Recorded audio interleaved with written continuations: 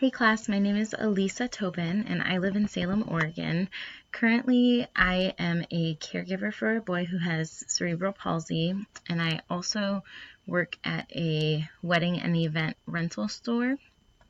And then my field placement is at a crisis and information hotline. So we take calls from people who are experiencing anything from financial crises to personal crises to suicide calls. We are actually associated with the National Suicide Prevention Lifeline, and so they filter local calls to us.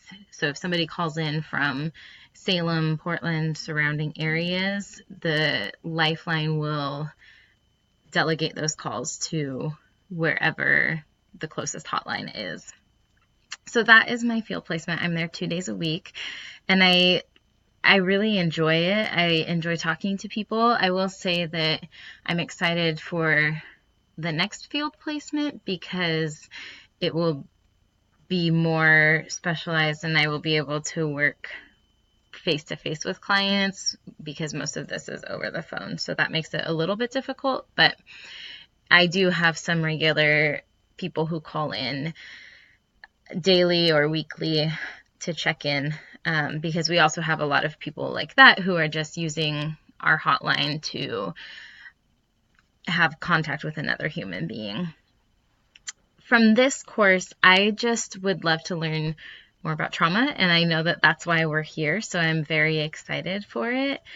And my cousin has 2 kids, and they have both experienced a lot of trauma in their life, and I am excited to just learn more about not only how I can help them, but also how I can gain some tools for my toolbox in my future career.